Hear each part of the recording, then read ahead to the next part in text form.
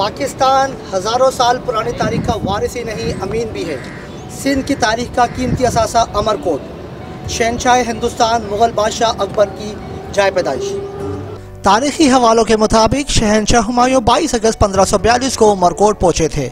उस वक्त इस गरीबुल वतन बादशाह के हमरा सिर्फ चंद सवार और उनकी रफ़ीक़े हयात हमीदा बानो थी। कहा जाता है कि 14 अक्टूबर 1542 इतवार के दिन सुबह सादिक के वक्त इसी किले में बादशाह अकबर की पैदाइश हुई। महकमा सकाफत व नवादरात ने उमरकोट में अकबर के मकाम पैदाइश पर एक यादगार भी तामीर करवाई है। उमरकोट के म्यूजियम में आईने अकबरी समेत उस वक्त के वज़रा की तहरीर किए गए फारसी में कुतुब और दस्तावेज भी रखी हुई हैं। इनमें हिंदू धर्म की बाज़ मुक़द्दस कुतुब भी हैं जिनका फारसी में तर्जुमा किया गया है। थरपारकर से निकलने वाली जैन मजहब की मूर्तियाँ भी यहाँ मौजूद हैं।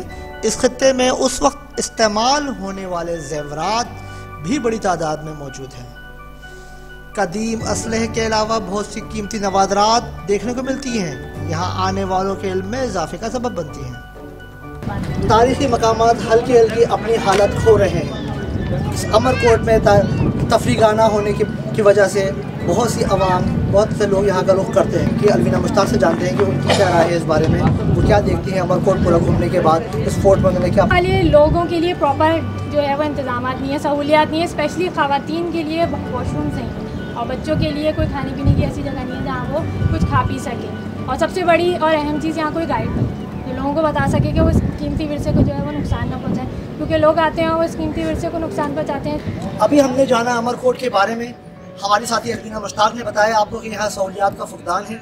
अब हम जानते हैं इसका तारीखी सकाफती क्या पहलू है और इसमें क्या अच्छाई हो सकती है, क्या अच्छा हो सकता है। महकमा सकाफत और नवादरात को क्या करना चाहिए।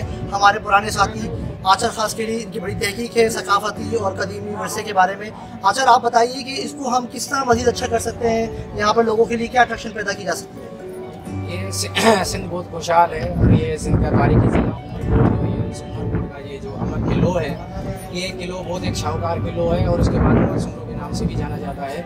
लेकिन यहाँ जो पहले इतनी ज़्यादा नहीं थी, लेकिन अभी जो कुछ थोड़ा आसार करने ने जो काम किया है वो थोड़ा तारीफ लायक ज़रूर है, लेकिन अभी बहुत सारी सहूलियात की ज़रूरत है। जैसे देख रहे हैं कि सयाह आते हैं, वो सयाहत के लिए कोई सहूलत नहीं है, या खास करके जो लेडीज़ हैं या उनके लिए वाशरूम वगैरह नहीं है। तो इसी हवाले से वो है या कैंटीन हो, तो जब ये चीज़ें होंगी तो जो भी सयाह आएगा वापस उसी जगह पर आएगा, तो इसकी जो ज़्यादा थोड़ी ज़्यादा बेहरमती हो रही है या और किसी बेहरमती नहीं होगी, लेकिन उसी को इसी हवाले से उसको सेट करना है या उसी को संभालना है, तो वो महकमा आसार कदीमा या जो ये क्या नाम है टूरिज्म डिपार्टमेंट जो है, अगर वो उसमें इन्वॉल्व होगा तो ये सब सहूलियातें मिल सकती है। और ये शाहूकार तारीखी किला। वज़ीर सयाहत व सकाफत सैयद सरदार अली शाह की हिदायत पर किले की बहाली का काम जारी है। DG मंजूर का नासरों के इक़दाम भी काबिल तहसीन है। जिंदा कौमें अपनी तारीख को हमेशा याद रखती हैं। तारीखी वर्षे को फरामोश करने वाली कौमें भी तारीख में जिंदा नहीं रहती। टीम में अवाम सिंध हुकूमत की काविशों को सराहती है। मुज़म्मिल फ़िरोज़ी, टीम में अवाम, उमरकोट में अवाम, जो सच है।